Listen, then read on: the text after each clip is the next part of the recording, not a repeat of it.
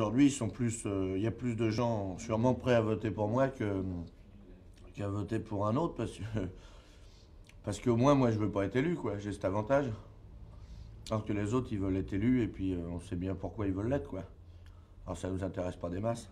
Alors, une chose, c'est que la classe politique, elle, enfin les partis classiques, n'apprécient pas tellement. Est-ce que vous attendez à un coup d'arrêt Bon, ils aiment rien, la classe politique. Ils aiment la politique que quand elle est sérieuse. Sérieux et chiant, c'est pas loin déjà. C'est quand même le contraire de rigolo, sérieux. Alors, moi, c'est plutôt le rigolo qui m'intéresse. Bon, alors est-ce que vous savez aussi pour la suite qu'il y a une commission de contrôle de la dignité de la campagne? Ça vous fait pas un peu peur, là? Ben moi non, parce que moi j'ai pas menti.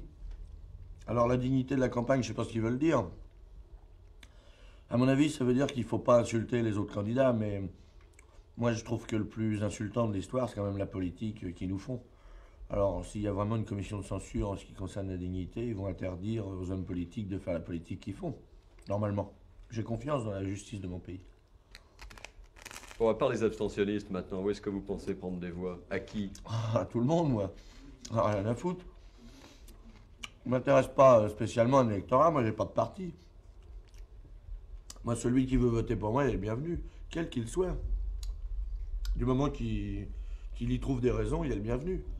Le fait est qu'aujourd'hui, voter pour moi, enfin, moi j'ai déclaré ma candidature comme une connerie. Si elle a pris cette importance, c'est pas de ma faute, hein. C'est à cause du fait que les gens se sont intéressés à voter pour un mec qui voulait pas être élu.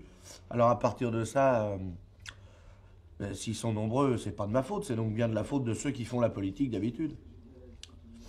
Bon, vous dites que vous voulez pas participer au second tour, mais Ah non. bon, énorme blague si vous étiez élu au premier. Euh, ouais, mais ça, c'est comme si vous disiez à un mec qui a pas un rond, qu'est-ce que tu ferais si t'avais un milliard? De toute façon, vous n'allez pas lui donner le milliard. Alors, il n'y a pas de problème. Il n'y a aucun problème. Je serai jamais élu président de la République.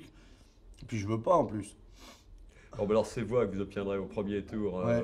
Elles serviront à faire un bordel suffisant dans les médias et dans les partis politiques pour que les types, j'espère, révisent la Constitution française qui, qui est foutue à l'as de pique. C'est-à-dire, on a un pouvoir exécutif. Je sais pas si c'est pas compliqué pour expliquer, mais en tout cas, il y a un mec qui commande tout seul, en fait. Voilà. Et ça, c'est interdit normalement.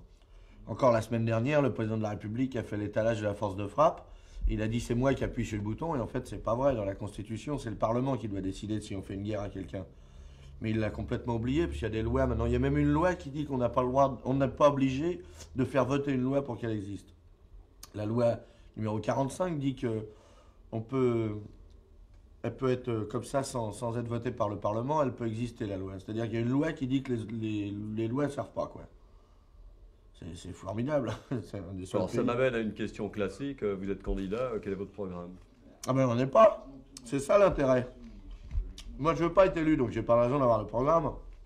Alors tout ce bruit qui est autour de vous, autour de votre campagne et tout ça, faisait un